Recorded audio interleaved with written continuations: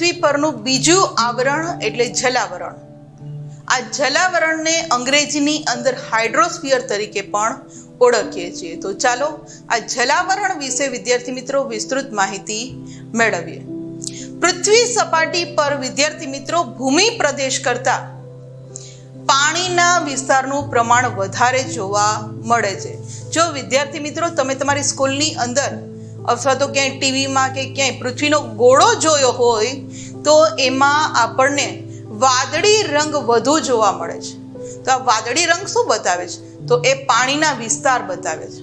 એ વાદળી રંગ જેટલો પણ ભાગ બતાવે છે પાણી, તો તમે એ પૃથ્વીના ગોળાને જુઓ તો ખ્યાલ આવે, ત્યાંથી જ તમે કહી શકો કે હા, જેટલો ભૂમિ પ્રદેશ છે એનાથી વધારે જલાવરણનો ભાગ આવેલો છે. એટલા માટે જ કહેવાય છે કે ભૂમિ પ્રદેશ કરતાં આપણી પૃથ્વી પર પાણીનો વિસ્તાર વધારે છે.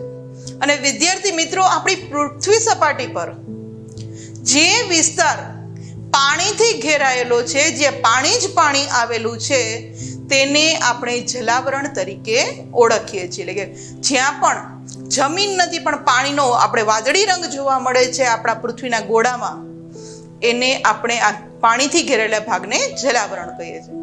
અને જે રીતે આપણી પૃથ્વી પર 29% આપણે આગળ જ જોયું કે મૃદાવરણ એટલે કે જમીન આવેલી છે, તો એ જ રીતે આપણી પૃથ્વી સપાટીનો લગભગ 71% જેટલો વિસ્તાર છે એ જલાવરણથી ઘેરાયેલો છે. એટલે કે જલનો જે વિસ્તાર છે એ 71% છે. એટલે જમીન સપાટી ઓછી છે ત્યારે પાણીનો વિસ્તાર વધુ છે.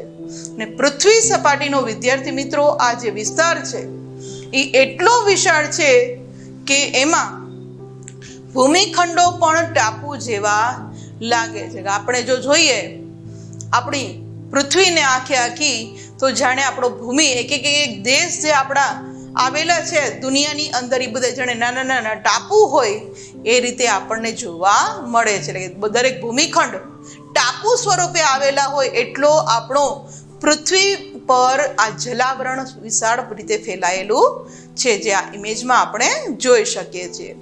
ત્યારબાદ વાત કરીએ વિદ્યાર્થી મિત્રો, તો આપણી પૃથ્વી પર જે વિશાળ જળ રાશિ ધરાવતા ભાગો છે કે જેની અંદર વિપુલ વિશાળ જળ આવેલું છે, એને આપણે મહાસાગરો તરીકે ઓળખીએ છીએ. આપણને ખ્યાલ છે કે આપણી પૃથ્વી પર કુલ 4 મહાસાગરો આવેલા છે. એની વાત કરીએ તો સૌ પ્રથમ આવે છે પેસિફિક મહાસાગર, ત્યાર પછી એટલાન્ટિક મહાસાગર, ત્યારબાદ હિન્દ મહાસાગર અને છેલ્લો આર્કટિક મહાસાગર. આમ આપણી પૃથ્વી ઉપર 4 મહાસાગરો આવેલા છે કે જેને આપણે ખૂબ વિશાળ, જેની અંદર જળ વિસ્તાર સમાયેલો છે. અને પૃથ્વી પરના વિદ્યાર્થી મિત્રો જે આ મહાસાગરો છે, જે આપણે જોઈએ આ પેસિફિક, એટલાન્ટિક, હિન્દ અને આર્કટિક, આ 4 મહાસાગરો ખૂબ વિશાળ અને ઊંડા છે. અને એના તળિયાની વાત કરીએ વિદ્યાર્થી મિત્રો, તો આ મહાસાગરોના તળિયે 10 થી 11 કિલોમીટર જેટલી વિશાળ અને ઊંડી ખાઈઓ આવેલી છે. તો વિદ્યાર્થી મિત્રો ઇમેજ કરો કે કેટલા મોટા મહાસાગરો હશે. અને આ મહાસાગરોના તળિયે પણ આ જે 4 મહાસાગરોની વાત કરીએ છીએ વિદ્યાર્થી મિત્રો, એમના તળિયે પણ આપણી પૃથ્વી ઉપર જે રીતે ભૂમિ સ્વરૂપો આવેલા છે એ જ રીતે એમના તળિયે પણ ભૂમિ સ્વરૂપો જોવા મળે છે. એટલે ત્યાં પણ ક્યાંક સપાટ મેદાન છે, ક્યાંક પહાડ જેવું છે, દરિયાની અંદરની વાત કરીએ ક્યાંક ઉચ્ચ પ્રદેશ જેવો વિસ્તાર છે.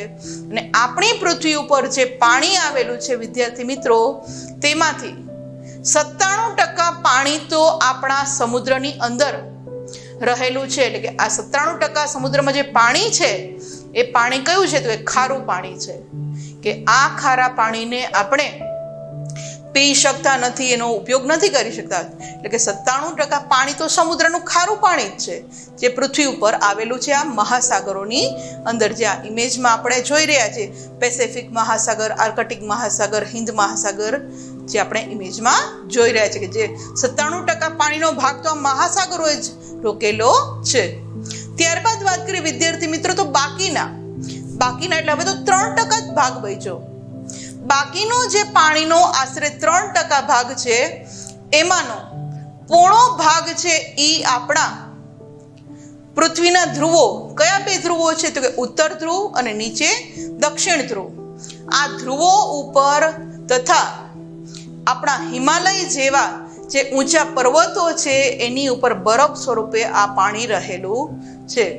બાકી જે 3% પાણી બચ્યું એનો પૂર્ણો ભાગ છે, કારણ કે આપણા પૃથ્વીના ઉત્તર ધ્રુવ અને દક્ષિણ ધ્રુવ આખા બરફથી ઢંકાયેલા છે, કારણ કે ત્યાં સૂર્યના કિરણો પહોંચી શકતા નથી. એટલે બંને ધ્રુવો ઉપર આપણે ભણી ચૂક્યા છીએ કે ત્યાં સજીવ સૃષ્ટિ આપણે માનવો છે રહી નથી શકતા, કારણ કે ત્યાં જે તાપમાન છે માઇનસમાં હોય છે 12 માસ, એટલે ત્યાં આપણે રહી નથી શકતા.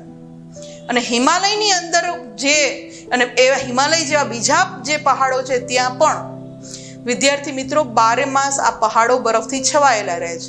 તો આ પાણી છે એ ત્યાં બરફ સ્વરૂપે સચવાયેલું છે.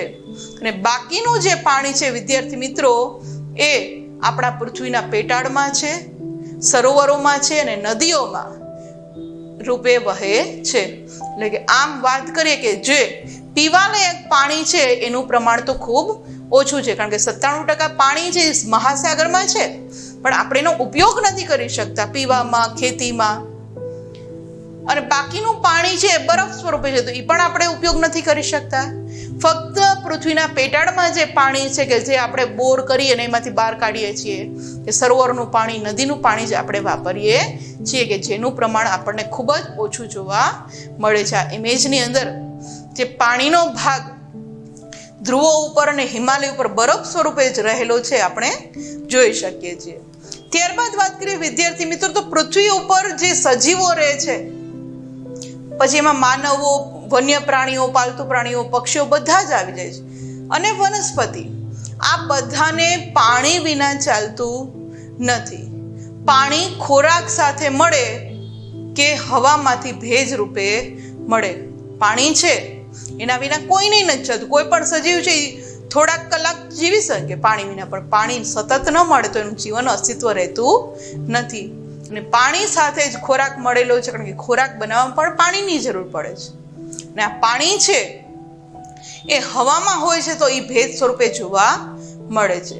વિદ્યાર્થી મિત્રો જલાવરણનું એટલા માટે જેમ કહેવાય કે જલાવરણનું અસ્તિત્વ એટલે જ સજીવ સૃષ્ટિનું અસ્તિત્વ, કારણ કે માણસ છે એ પાણી વિના રહી શકતો નથી, કારણ કે એનો ખોરાક છે એ એની ઉપર જ આધાર રાખે છે, પાણી બધું. અને પૃથ્વી પરના આજે મીઠું પાણી આપણને કઈ રીતે મળે છે?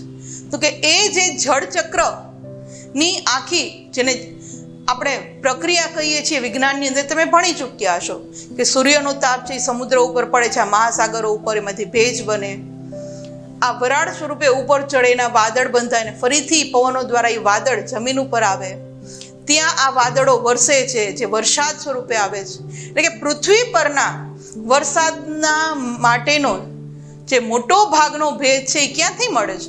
તો કે સમુદ્રમાંથી મળે છે, કારણ કે સમુદ્રની અંદર 97% પાણી રહેલું છે, એટલે સૂર્યના કિરણો એની માથે પડે છે, એટલે આ પાણી છે એ વરાળ બને અને ફરીથી એ મીઠા પાણી સ્વરૂપે વરસાદ રૂપે આપણને મળે છે. એટલે મોટા ભાગનો ભેજ છે તો સમુદ્રમાંથી મળે છે. અને સમુદ્રના તળિયે વિદ્યાર્થી મિત્રો આજે આપણે જે કંઈ ખનિજો અને કિંમતી ખનિજો એને કહી શકાય એનો મોટો જથ્થો ત્યાં આવેલો છે. અને આ જ પાણીમાંથી જે ખારું પાણી છે વિદ્યાર્થી મિત્રો એમાંથી જ આપણે મીઠું મેળવીએ છીએ, કારણ કે આપણે વિદ્યાર્થી મિત્રો ખોરાકમાં એક ટાઈમ પણ મીઠા વગરનું ભોજન મળે તો આપણને મજા નથી આવતી, કે મીઠા વગરનું ભોજન આપણે ખાઈ નથી શકતા, કારણ કે આપણને હેબિટ થઈ ગઈ છે. તો આ મીઠું ક્યાંથી મળે છે? તો કે એ પણ આપણને આ સમુદ્રના જે ખારા પાણી છે એની અંદર પ્રક્રિયા કરીને આપણે મીઠું મેળવીએ છીએ, ખારા પાણીમાંથી મીઠું મેળવીએ છીએ. અને આ જ સમુદ્રના તળિયામાંથી મેંગેનીઝ, લોખંડ, કલાઈ જેવા કિંમતી ખનિજો જે જથ્થા સ્વરૂપે સમુદ્રના તળિયે પડેલા છે એ આપણે મેળવીએ છીએ. આ ઇમેજની અંદર પાણીનું કેટલું અસ્તિત્વ અને મહત્વ છે આપણા માટે એ જોઈ શકીએ છીએ. ત્યારબાદ વાત કરીએ વિદ્યાર્થી મિત્રો તો ઘણા લોકો એમ કહે છે કે નોનવેજ ખાતા હોય છે, એટલે કે એ માંસાહારી હોય છે. તો એ જે માછલી ને જે કંઈ ખાય છે તો આ સમુદ્રમાંથી પ્રોટીનયુક્ત જે આહાર મળે છે, આ માછલી અલગ અલગ વિવિધ જાતની ને બીજા પ્રાણીઓ, જળચર પ્રાણીઓ જે આ માંસાહારી લોકો ખાય છે, આ પ્રોટીનયુક્ત આહારનો ભંડાર પણ સમુદ્રમાંથી જ મળી આવે છે. અને આ સમુદ્રો કે મહાસાગરોના જે મોજા, એના પ્રવાહોને આ સમુદ્રની અંદર આવતી ભરતી ઓટના અંદર પ્રચંડ શક્તિ રહેલી છે. અને આજે આપણે ટેકનોલોજીના યુગમાં એવી આપણે યંત્રો વિકસાવ્યા છે કે સમુદ્રના પ્રવાહો, મોજા, ભરતી ઓટમાંથી આપણે વિદ્યુત શક્તિ મેળવીએ છીએ. અને આ પ્રચંડ મોજા, પ્રવાહો, ભરતી ને નાથીને એટલે એની પ્રક્રિયા કરી અને વિદ્યુત શક્તિ મેળવીએ છીએ.